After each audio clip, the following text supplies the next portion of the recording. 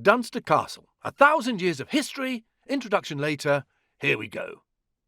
1,000 years ago, yes, this is what they wore.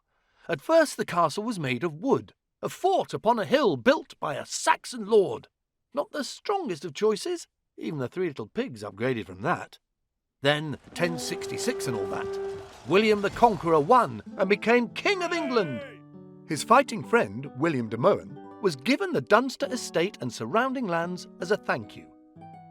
William made the hill steeper, thanks for that, but it was his son, clearly the clever one, who started to add the mightiest stone, creating impregnable defences, but little of this remains. The de Mohun family lived here for over 300 years, until they were forced to sell because they couldn't pay their bills. Despite numerous attempts, the castle was never lost in battle.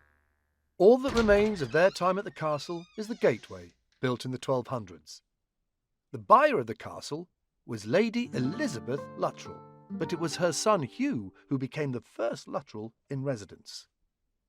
Lady Luttrell's son Hugh, not the aggressive type and clearly not liking the breeze, moved in at Christmas 1405 and thought the castle could really do with some nice doors and windows, and maybe a lick of paint. So he had them installed. A fortress it may have looked, but a house it became.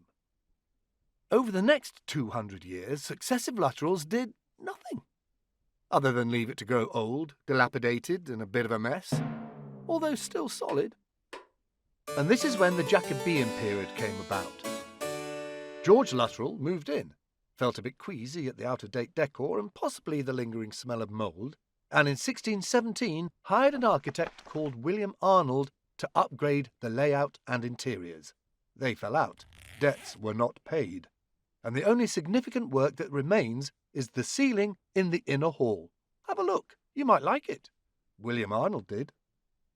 The English Civil War was next, 1642 to 1650, and a big old fight between the Royalists, who loved King Charles I.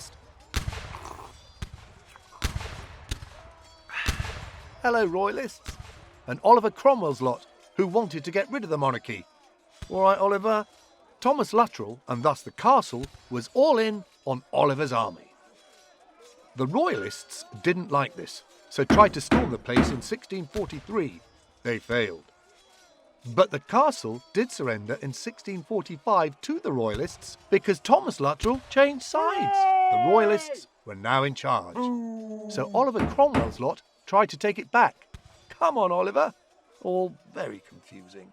They even tried to poison everyone inside. So, after a 6-month siege of cannon fire, the Royalists eventually surrendered. Oliver Cromwell, worried the battered castle could still defend itself, hired 200 men to destroy it by hand, and they did in 12 days. Only the mansion and the gateway survived. The castle was now just a house because its defences were gone, and a dreary one at that, surrounded by rubble. But never fear, the Luttrells came to the rescue in the form of the wonderfully extravagant Francis and Mary, who jazzed the place up, held loads of cool parties and ate lots of chocolate. Looking dandy, Mary. Have a look at the stairs. They did that. Quite out there in taste.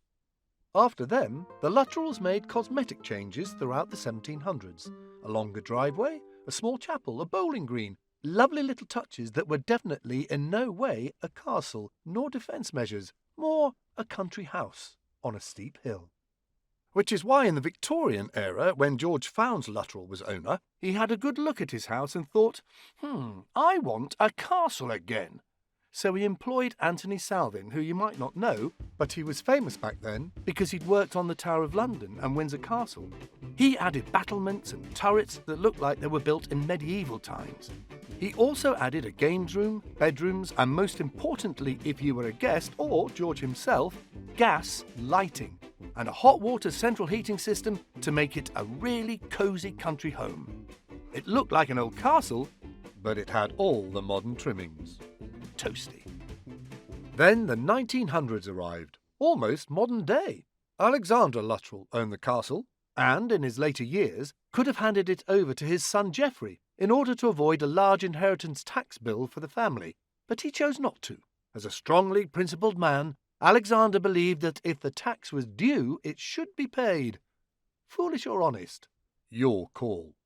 This meant Geoffrey couldn't afford to keep it. He couldn't pay the tax. He sold it, but was allowed to keep living there as a tenant. 10 years later, he found the money to buy it back. So he did. But when Geoffrey and his wife died, the eldest of their 3 children, Walter, gifted the castle to the National Trust in 1976. And that's the story of Dunster Castle. A wooden castle.